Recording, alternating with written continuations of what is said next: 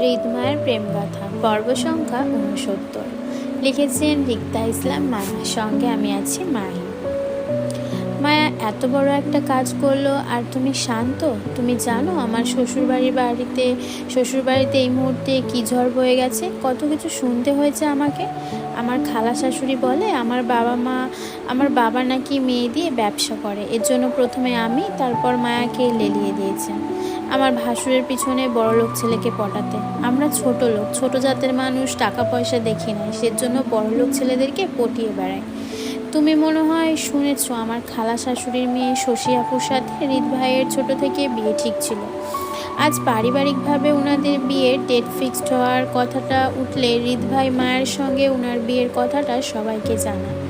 এরপর থেকেই বাড়িতে ঝামেলা হচ্ছে। আমার ভাসুর শশী আপুর গায়ে হাত তুলেছেন, এর জন্য আমার শ্বশুরবাড়ির সবাই আমার উপর রেগে। তারা কেউ চাইছে না আমি মায়াকে নিয়ে এই বাড়িতে আর থাকি। এই প্রথম আমার শাশুড়ি আমাকে মায়ের জন্য কত কথা শুনিয়ে গেল। ওনাদের ভালো ছেলেটাকে মায়া কিভাবে পটিয়ে বিয়ে করে ফেললো সেটা নিয়ে আমাকে কথা শুনিয়ে গেল। ভাই মায়া কেন এই কাজটা করলো? মায়ের জন্য এখন আমার সংসারটা ভাঙতে বসেছে। মুক্তার দীর্ঘ কথায় আরিফ নিশ্চুপে শুনল। আরিফ আগে থেকেই জানতো এমন কিছু হবে, মায়ের জন্য মুক্তার সংসারে এফেক্ট হবে সেটাও জানে। কিন্তু যেটা হয়ে গেছে সেটার বলে কিছু করার নেই, বরং এই উত্তাপ পরিস্থিতি সামাল দিতে যা করণীয় তাই করতে হবে। আরিফ দীর্ঘশ্বাস ফেলে আবারও শান্ত কণ্ঠে মুক্তাকে বুঝাতে চেয়ে বলল, ফাহাদকে বল তোকে আর জুইকে আমার কাছে দিয়ে যেতে। তুই কিছুদিন আমার ফ্ল্যাটে থাক, দেখবি সব কিছু এমনি ঠিক হয়ে গেছে। আরিফের কথায় মুক্তা আতঙ্কিত গলায় বলল, আর মায়াকে আনবো না ভাই, ও কই থাকবে? আরিফ আগের নয় শান্ত কণ্ঠে বলল, মায়া ওইখানেই থাক, তুই চলে আয় জুইকে নিয়ে। মায়ার চিন্তায় মুক্তা ফের বলল, না ভাই, আমি মায়াকে এখানে রেখে একা আসতে পারবো না। তুমি জানো না ভাই, আমার শ্বশুরবাড়ির সবাই আমার আর মায়ের উপরই ভীষণ রেগে আছে। আর এই পরিস্থিতিতে যদি আমি ওকে সবার মাঝে একা ফেলে চলে যাই তাহলে সবাই মায়াকে কি করবে তুমি? আরিফ মুক্তার কথা শেষ করার আগেই বলল, কেউ কিচ্ছু করতে পারবে না, মায়া ওর জায়গায় আছে। তোকে যা বলছি তুই তাই কর, তুই জুইকে নিয়ে আমার কাছে চলে আয়, বাকিটা আমি দেখে নেব। মুক্তা জেদ্দি গলায় বলল, কিন্তু ভাই মায়া, ওকে কিভাবে আমার শ্বশুরবাড়িতে রেখে আসবো? তোকে এত সব চিন্তা করতে হবে না, ওইটা তোর না, মায়ার শ্বশুরবাড়ি। মায়াকে প্রোটেক্ট করার জন্য ওর হাজব্যান্ড আছে, বরং তোর জায়গাটা ওই বাড়িতে শূন্য। তোর দিকে ওই বাড়ির সবাই সহজে আঙুল তুলতে পারবে, কিন্তু হৃদ খানের বউকে কিছু বলার সাহস কেউ করতে পারবে না। সেজন্য বলছি, এই পরিস্থিতিতে তুই ফেঁসে যাবি যদি এরপরও খান বাড়িতে থাকিস। তুই আমার কাছে চলে আয়, দেখবি সব কিছু ঠিক হয়ে যাবে। হৃদ খান নিজের বউয়ের হেফাজত করতে জানে। আরিফের কথায় মুক্তা কান্না থেমে গেল, মেরে বসে রইল হতবাক হয়ে। ভেবে দেখলো আরিফের কথাগুলো আসলেই সত্য।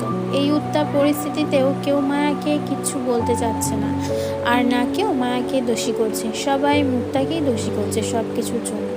মায়ের হয়ে মুক্তাকেই অপমান করছে বারবার। হয়তো হৃদের ভয়ে মায়াকে কেউ কিছু বলতে যাচ্ছে না। তাছাড়া মায়ের পক্ষে তো স্বয়ং নিয়াল খানও দাঁড়িয়ে। মায়াকে খানবাড়ির ইজ্জত বলেও দাবি করেছেন তিনি। এত কিছুর পর অবশ্যই কারো সাহস হবে না এই মুহূর্তে মায়াকে কিছু বলতে যাবার।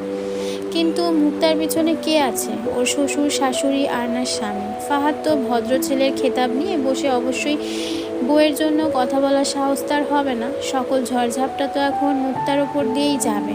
কিন্তু তাই বলে মুক্তা নিজের বোনকে এভাবে সকলের মাঝে একা ছেড়ে দিতে পারে না অন্যের ভরসায়। সবার সামনে সাহস না থাকলে যে সবার অগোচরে মায়ের ক্ষতি করতে চাইবে না, এটাও বা কি গ্যারান্টি আছে? শশীর মা যে পরিমাণ মায়ের উপর রেগে আছেন, শশীকে হৃদের থাপ্পড় মারা নিয়ে এর শোধ অবশ্যই তিনি মায়ের উপর তুলবেন। মায়ের উপর রাগ আছে সেটা ভিন্ন কথা, কিন্তু তাই বলে মায়াকে বিপদের মুখে ফেলে একা চলে যাওয়ার কোনো বড় বোনের কাজ নয়। মুক্তা যাবে না মায়াকে একা ফেলে, যত যা কিছু হবার হোক। তারপরও মুক্তা মায়াকে ফেলে যাবে না বলে মনস্থির করল, আর এতে করে মুক্তা নিজেকে বিপদের মুখে ফেলল। মূলত মুক্তা আরিফের কথার যথাযথ অর্থই বুঝেনি। মায়া যে একা সকলের মাঝে রয়েছে সেই চিন্তা হৃদ খানের মাথায়ও আছে। সে নিশ্চয়ই নিজের বউয়ের হেফাজত করবে যে কোনো মূল্যে, অথচ মুক্তা আরিফের কথাটা বুঝলো উল্টো। মায়ের টেনশনে সেও খানবাড়িতে থেকে গেল, বরং আরিফের সঙ্গে রাগারাগি করে বসলো, নিজের মনের সন্ধিয়া পোষণ করে। আরিফকে শক্ত গলায় প্রশ্ন করে বলল, তুমি কি মায়ের বিয়েটা আগে থেকে জানতে ভাই? মুক্তার কথায় আরিফ কিছুটা সময় নিশ্চুপ থেকে উত্তর দিল, জানতাম। বসা থেকে চেঁচালো মুক্তা, কি? তুমি এত বড় একটা কথা জানার পরও আমাদের কাউকে জানাওনি ভাই? এর জন্য মায়ের সাথে নাহিদের বিয়েটা তুমি ভেঙে দিতে চেয়েছিলে? কবে থেকে জানো তুমি এসব? 3 মাস হবে। এর মানে তুমি মায়াকে সাহায্য করেছো আমার ভাসুরের সাথে মুক্তার কথা শেষ করার আগে আরিফ ধমকে উঠে বলে, বাজে কথা বলবি না মুক্তা, আমি এসবের কিছুই জানতাম না। আমি বিয়ের ব্যাপারটা শুনেছি সেটার 3 মাস আগে। 3 মাস হয়েছে, আমি কাউকে সাহস করিনি। মুক্তা নিজে রাগ প্রকাশ করে বলল, সাহায্য না করলে তুমি 3 মাস ধরে এত বড় একটা কথা আমাদের থেকে লুকিয়ে রেখেছো কেন? অন্তত আমাদের ঘরে জানাতে পারতে এই বিষয়টা, তাহলে আব্বা চাচা তারা হয়তো চেয়ারম্যান পরিবারের কথা দিয়ে রাখতো না। তুমি জানো আব্বা কতটা ওয়াদার মানুষ, কথা খেলাপ তিনি পছন্দ করেন না। আমি এক্ষুনি ফোন করে সবাইকে বলে দিব সবটা। আমি মায়ের এই বিয়ে মানি না। মুক্তার কথায় অস্থির উত্তেজনা দেখালো আরিফের মাঝে। আরিফ অধৈর্য নয় মুক্তাকে বলল, খবরদার মুক্তা, কাউকে কিছু এখন বলতে যাবি না তুই। আপাতত তোর শ্বশুরবাড়ির পরিস্থিতি ঠান্ডা হোক, তারপর আমি বাড়িতে কথা বলবো। 2 দিন পর আমি বাড়িতে যাব, তখন আব্বা আর চাচার সাথে এই নিয়ে কথা বলবো। নিহাল আঙ্কেলের কল এসেছিল আমার কাছে একটু আগে, তিনি আমাদের বাড়িতে যেতে চাচ্ছেন আব্বার সাথে কথা বলতে। আমি ওনার কাছে 1 সপ্তাহ সময় চেয়েছি বাড়িতে সবাইকে বোঝানোর জন্য। তাই আমার বাড়িতে যাওয়ার আগে তুই কাউকে ফোন দিয়ে কিছু বলিস না প্লিজ। আব্বা হার্টের রোগী, চাচা মাথা গরম মানুষ, দেখা যাবে বাড়িতে তাণ্ডব বয়ে গেছে। তুই আমার কথাটা রাখ মুক্তা, আপাতত কাউকে ফোন দিস না। আমাকে 2টা দিন সময় দে, আমি ঠান্ডা মাথায় সবাইকে বোঝানোর চেষ্টা করব, ভরসা রাখ। আরিফের কথায় মুক্তা রেগে মেগে কল কাটতে কাটতে বলল, আমি পারবো না, আমি এক্ষুনি ফোন করে সবাইকে বলে দেবো। কথাটা বলেই মুক্তা কল কেটে দিয়ে হাতের ফোনটা ছুঁড়ে মারল দূরে। রাগে জেদে 2 হাতে মুখ ঢেকে আবারও কাঁদতে বসলো। তখন রাগে আরিফকে হুমকি দিয়ে বলল, মুক্তা বাড়িতে কল দিল না, কারণ সে জানে এই মুহূর্তে কল দিলে হিতের বিপরীতে চলে যাবে পরিস্থিতিতে। মুক্তা যেমন মায়ের এই বিয়ে মানে না, তেমনই ওদের পরিবারের কেউই মানবে না। এই সম্পূর্ণ সময়টাতে ফাহাদ ছিল নীরব দর্শক। একদিকে বউ ও তার শ্বশুরবাড়ির মানুষ, অন্যদিকে নিজের পরিবার। ফাহাদ গুড বয় হওয়াতে হৃদের মতো নিজের বউয়ের পক্ষ টেনে কথা বলতে পারছে না, আর না অন্যায়কে অন্যায় বলতে পারছে, শুধু চুপচাপ দেখা ছাড়া। সেজন্য হয়তো আরিফ বারবার মুক্তাকে বোঝাতে চাইছিল ফাহাদ হৃদ খান নয় যে পরিবারের বিরুদ্ধে গিয়ে নিজের বউয়ের সম্মান বাঁচাবে। অন্যায় না থাকা সত্ত্বেও সবাই খুব সহজে ফাহাদের বউয়ের দিকে আঙুল তুলতে পারবে, কিন্তু অপরাধী হয়েও কেউ হৃদ খানের বউয়ের দিকে আঙুল তুলতে পারবে না। সেজন্য হৃদ খানের বউ হৃদের কাছেই হেফাজত, আর ফাহাদ বউ চলে যাক ভাই কাছে। অতি সূক্ষ্মভাবে বিষয়টা ভেবে ফাহাদ মন্ত হয়ে বসে রইল মুক্তার পাশে। আসলেই ফাহাদ ছোট থেকে ভদ্র, বাবা মার ন্যায়টা আর ভালো ছেলে, সেজন্য কখনো ন্যায় থাকার পরও বউয়ের পক্ষ নিয়ে কথা বলতে পারে না, যেমন আজও পারেনি। আসলে মানুষ ঠিক বলে, পরিবারের বেয়াদব অভদ্র ছেলেদের বউরা সবসময় সম্মানে থাকে, ভালো থাকে। তাদের দিকে কেউ সহজে আঙুল তুলতে পারে স্বামীর ভয়ে? তাদের দিকে কেউ সহজে আঙুল তুলতে পারে না স্বামীর ভয়ে, কিন্তু দিন শেষে অশিক্ষিত ভদ্র ভালো খেতা পাওয়া পুরুষদের বউরাই থাকে। সকাল গড়িয়ে দুপুর হলো। মায়াকে নিয়ে ঘরবন্দি হয়ে বসে জুই। অতিরিক্ত কান্নার ফলে 2 চোখ মুখ ফুলে একাকার। জুই মায়ের পাশেই অপরাধী নয়, সান্ত্বনা দেওয়ার মতন ভাষা এই মুহূর্তে জুইয়ের কাছেও নেই। এমন পরিস্থিতিতে পড়বে সেটা আগে থেকেই জানতো, কিন্তু তারপরও ভয়ে আছে জুই। সকালের ঘটনার পর মুক্তাকে কোথাও দেখা যায়নি, এমনকি খানবাড়ির কাউকে দেখা যায়নি ওদের কক্ষে আশেপাশে। তবে জুইয়ের হাতের ফোনটায় কিছুক্ষণ পর পর রাধীব আসিফের কল আসছে বারবার। মায়ের খোঁজ নিচ্ছে তারা। এর মাঝে 2 বার আয়নেরও কল এসেছে জুইয়ের ফোনে। মায়ের পাশাপাশি জুইয়েরও খবর নিচ্ছে সে। এতে জুই ভীষণ খুশি। যাক, অবশেষে আয়নের সঙ্গে অল্প ফোনালাপা হয়েছে, এটাই অনেক। জুই আয়নের বিষয়ে ভীষণ অনুতপ্ত। অন্তত আয়ন যদি এবার জুইকে ক্ষমা করে, এতেই অনেক। মায়া কান্না করতে করতে একটা সময় জুইয়ের কোলে মাথায় এলিয়ে ঘুমিয়ে। জুই তখন হাতের ফোনটা পাশে রেখে অনেকটা সময় নিয়ে মায়ের মাথায় হাত বুলাচ্ছিল। হঠাৎ ফোনের ভাইব্রেট শব্দে পাশে তাকাতে দেখলো ফোনের স্ক্রিনে আয়নের নামটা ভাসছে। আনন্দিত মনে তাড়াহুড়োয় আয়নের কলটি রিসিভ করে কানে দিতেই সালাম দিল জুই। আসসালামু আলাইকুম। আয়ান রয়ে শোয়ে সালামের উত্তর দিয়ে সরাসরি মায়ের কথা জানতে চেয়ে বলল, মায়া কই? জুই উত্তর দিয়ে বলল, পাশেই, কাঁদতে কাঁদতে মাত্র ঘুমোচ্ছে। আয়ন স্বাভাবিক ন্যায় পুনরায় জানতে চাইল, আপনাদের কেউ কি কিছু বলেছে জুই? না। মায়া খেয়েছে কিছু? না। আপনি? না। কেউ খাবার দিয়ে যায়নি আপনাদের? না। আয়ান চুপ করে গেল ইতস্ততায়। কেউ যে ওদের দুপুরের খাবার দিয়ে যাবে না এমনটা ভাবেনি আয়ন। সবাই না হোক, অন্তত হিনা খান এমন নয় যে বাড়ির অতিথিদের না খাইয়ে রাখবে। অথচ আয়নের ধারণাতেই ছিল না আজ খানবাড়িতে রান্নাই হয়নি তখনও, আর না কেউ খেয়েছে। সবাই শশীকে নিয়ে ব্যস্ত। অস্থির উত্তেজনায় দুর্বল মানসিকতার জন্য জ্ঞান হারিয়ে বেডে শুয়ে শশী, যার জন্য হেনা খান কক্ষ হতে বের হয়ে মায়াদের খোঁজ নিতে পারেনি তিনি।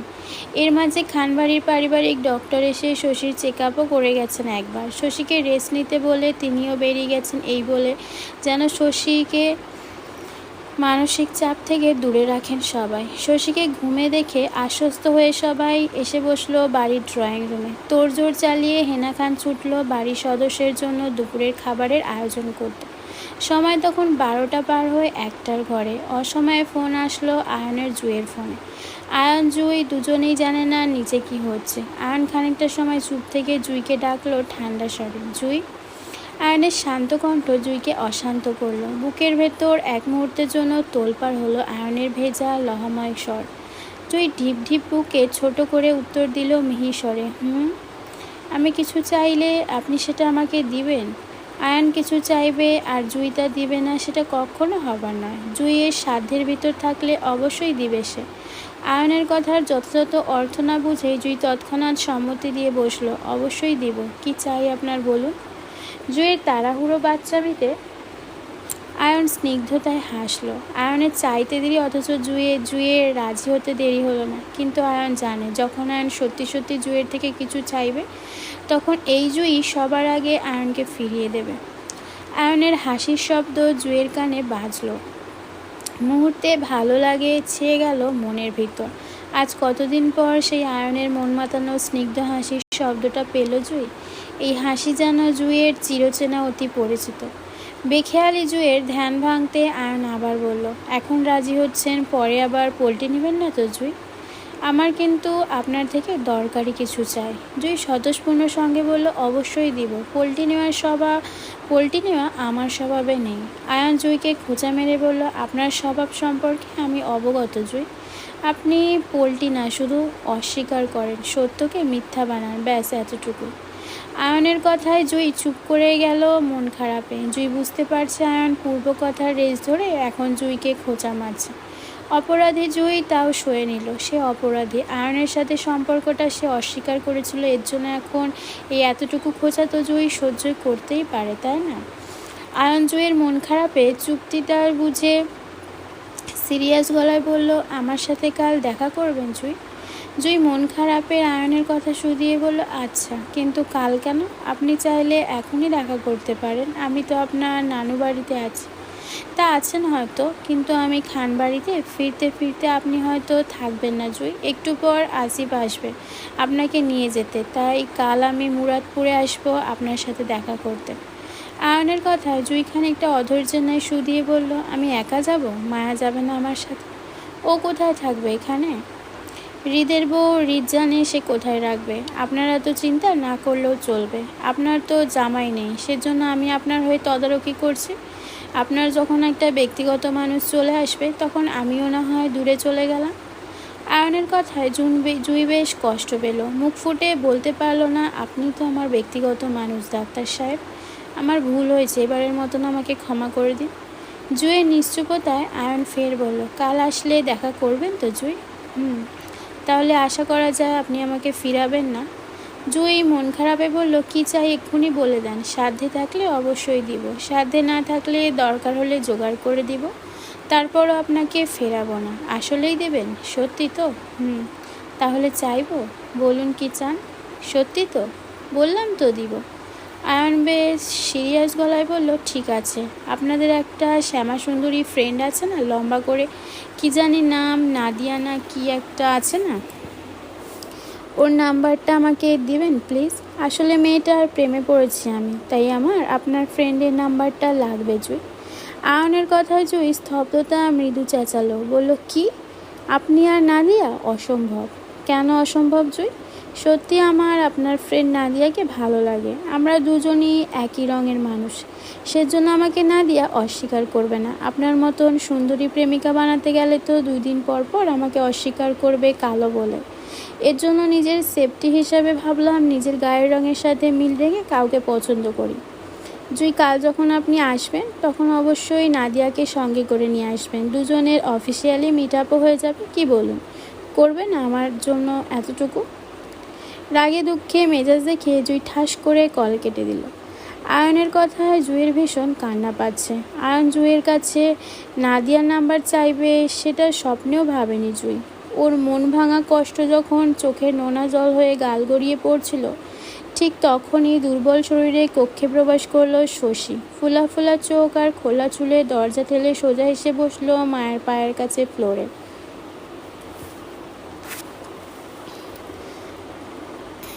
ফ্লোরে দুহাতে মায়ের দুপা চেপে ফ্লোরে বসলো, বিছানায় কপাল ঠেকিয়ে, শরীর ঝাঁপিয়ে গোঙালো কান্নায়।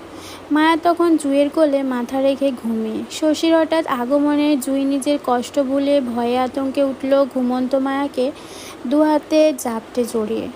মায়ের গাঢ় ঘুমে হঠাৎ ছুটে গেল কারো কান্নার ফুপানোতে। ঘুমন্ত মায়া ধরফড়িয়ে উঠে বসতে চাইলে টান পড়ল পায়ে।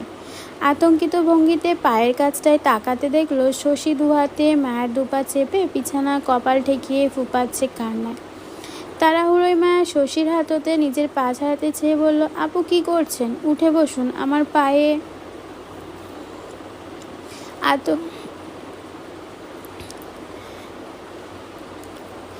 পা ছাড়ুন প্লিজ। শশী সেইভাবে মায়ের পায়ে হাত দিয়ে বসে, দুর্বল শরীরে কান্নার শব্দ নিশ্চুপ।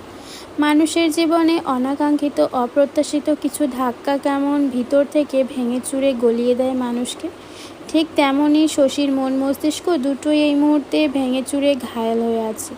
কাচের টুকরোর ন্যায় খণ্ডিত হয়ে আছে শশীর সাজানো গুছানো স্বপ্নগুলো। বুক ফাটা আর্তনাদে সেইভাবে লুটিয়ে পড়ে শশী বলতে লাগলো, সবই তো আমার ছিল মায়া, তাহলে আমার জায়গায় তুমি কিভাবে এসে গেলে? আমার মানুষটা তোমার কিভাবে হয়ে গেল? এসব তো আমার হওয়ার কথা ছিল, তাই না? তাহলে আমি ভুল করলাম কোথায়? এই বাড়ি, এই ঘর, এই মানুষগুলো সবই তো আমার আপনজন। তাহলে তোমার কিভাবে হলো? জন্ম থেকে বড় হলাম এই বাড়িতে, ভালোবাসলাম এই বাড়ির ছেলেকে। আমাকে আঙুল দিয়ে দেখানো হয়েছে এটা আমার শ্বশুরবাড়ির হৃদ খান আমার ভবিষ্যৎ স্বামী। হৃদের জন্য কখনো কোনো খারাপ রিলেশনে জড়াইনি। কলেজ লাইফে আমার একটা ক্লাসমেটকে আমার ভালো লাগতো। ছোট ছিলাম, আবেগী বয়সে প্রায় 6 মাস প্রেমও করেছিলাম, কিন্তু কখনো কোনো খারাপ কিছুতে জড়াইনি। তবে একটা সময় যখন বুঝতে পারলাম আমি আসলে হৃদকে ছাড়া অন্য কাউকে কখনো ভালোবাসতেই পারবো না, তখন থেকে হৃদকে ছাড়া দ্বিতীয় কোনো পুরুষের দিকে চোখ তুলে তাকাইনি পর্যন্ত। আমার অনেকটা বছরে সাজানো গুছানো স্বপ্নে তোমার আগমন ছিল ধ্বংসের ন্যায় মায়া। ঠুকনো হাওয়ার ঝরে গেল সব। আজ আমি সব কিছু হারিয়ে নিঃস্ব শূন্য হয়ে গেলাম। শশীর কান্নায় মায়া অপরাধ বোধ করলো। সে সত্যিই কারো সাজানো গুছানো স্বপ্নে ঢুকতে চায়নি, আর না শশীকে কষ্ট দিতে চেয়েছে। মায়া যদি বুঝতো ওর স্বামীকে খোঁজা পিছনে শশী আজকের মতন কষ্ট পাবে, তাহলে সে কখনোই হৃদের খোঁজ করতো না, বরং অনেক আগেই এই সম্পর্ক থেকে পিছিয়ে যেত। মায়া তো নিজেও দেখেছিল হৃদের প্রতি শশীর কেয়ারনেস কত